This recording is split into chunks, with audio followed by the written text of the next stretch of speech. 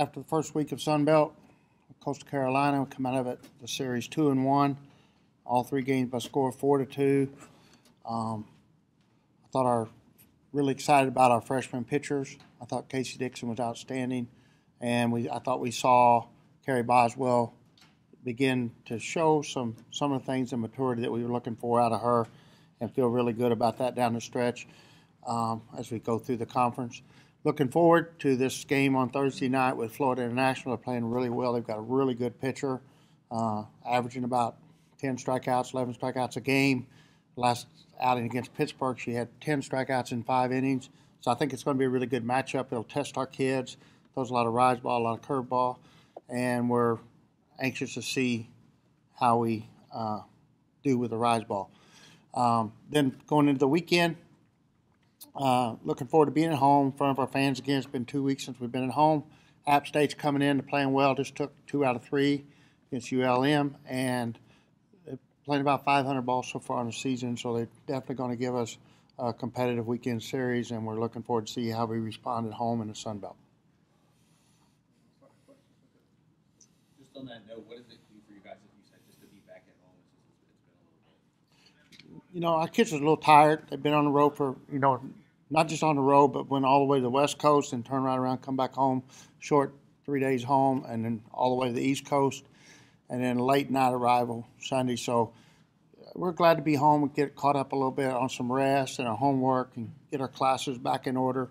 So we're prioritizing academics this week as well as getting ready for the game. But I think our kids are thrilled to be back home, and it's always a big advantage to be in front of our crowd. And the crowd here makes the game feel it's just a lot of fun to play in front of our fans. And then just starting conference play, do you feel like after getting your first test on that, do you feel like you guys are where you want to be, or what from after that first few contests, what do you feel like you guys need to work on now that conference play is over? Well, I think we're a team trying to find our identity and trying to find ourselves. One of the things that's really become obvious to me in the last week and a half, 10 days before season, we didn't have the fall, so we had 12 preseason scrimmages to get ready for the season, and we kept batting averages. We did it, I tried to make it as realistic and game-like as we could. And one of the things that's been really interesting to me because of the uniqueness of the situation, we're finding out who can really compete in the games. And we're finding out that, even though you made those scrimmages lifelike as you could, you got the great competitors are still competing well, but then you got some young, inexperienced players that competed well in scrimmage, but they're not competing well in the game.